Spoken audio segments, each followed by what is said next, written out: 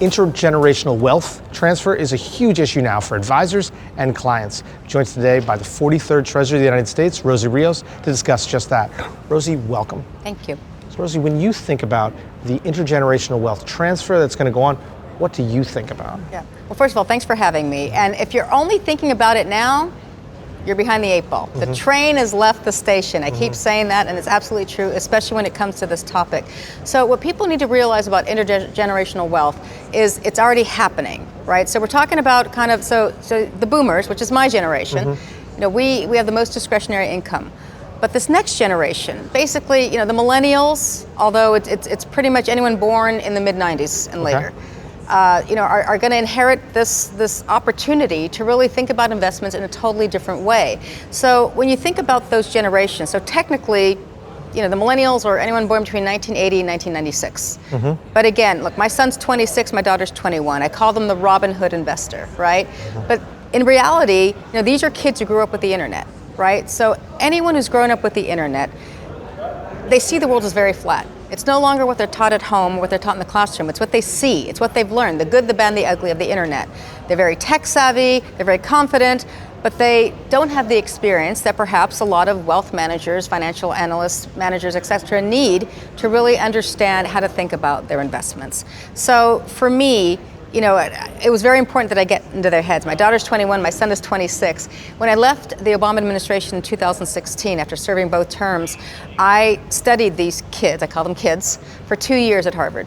And I really want to understand kind of the social, political, economic way that they think and how they behave. And for them, it's kind of this one and done world, right? It's set it and forget it. Right. Technology means everything to them. They're very, very confident, they're very progressive, and they're very savvy.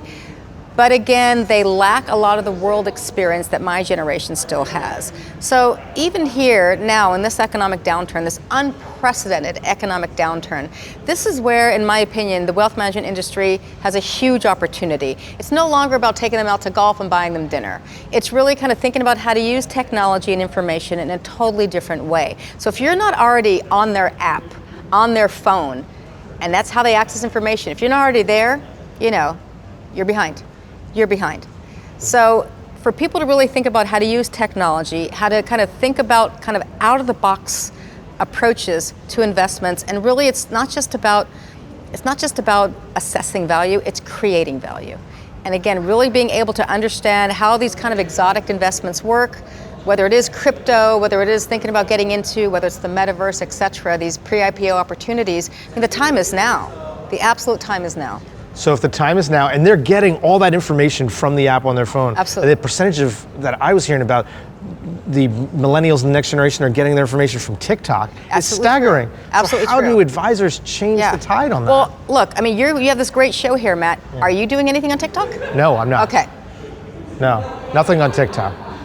Come on. Is that a missed opportunity? You're behind the 8 ball. I am. You're behind the 8 ball. I love social media. No, absolutely. This is the TikTok generation. It's funny, when you look at the stats, Facebook for them is kind of like not their thing. Right. Maybe Insta occasionally, but right now it is TikTok. So is it that hard to think about how to communicate with your clients in a simple TikTok message, right? So what I just said at the beginning, can you get that down to 15 seconds? Probably. And can you think about again how these kids, I'm going to keep calling them kids, how these kids think about money? Believe it or not, they're actually very conscientious. So, and they're not really thrilled about credit cards, but they'll use their debit cards, right? They'll use their debit cards, which is really, again, very, very interesting. But when they think about investments, and again, I call them the Robin Hood investor because it's not this kind of disciplined approach, right? In that case, you're betting it on red and hoping it happens. Yeah. Versus, here's what you need to think about, here's how to think about it, here's what your choices are, here's this choice versus that choice, and here's how to manage your risk, right? That's not the way they think, but that is the way they should be thinking, right? How to diversify their options. And believe me, optionality is everything to them. They just don't know what those options are. Yeah. Well, I think about what you're saying is going to where the puck's headed to, and something you've really done throughout your career. Absolutely. And now you're thinking about you're going to be doing a reality show that's too. Right. Even, that's right. Which is that's exciting. Right. That's right. So it's already started. It's called Unicorn Hunters. Okay. So unicornhunters.com. It's an investment series like Shark Tank but on steroids. Okay. So I'm a co-host along with Steve Wozniak and the co-founder of Apple and Lance Bass from NSYNC and a few others. So Shark Tank, for example, is looking for the next cool backpack. We're looking for the next billion-dollar company, hence the name Unicorn Hunters. So it's these founders who come on the show, they give us their pitch, we peg them with questions. At the end, we decide if we want to invest in them. And then because of crowdfunding from the 2012 Jobs Act, the global audience can decide if they want to invest in them too. So again, it's different. It's still obviously following the letter of the law, but it's exactly kind of personification of what the spirit of the Jobs Act was supposed to be, right? So it does two things.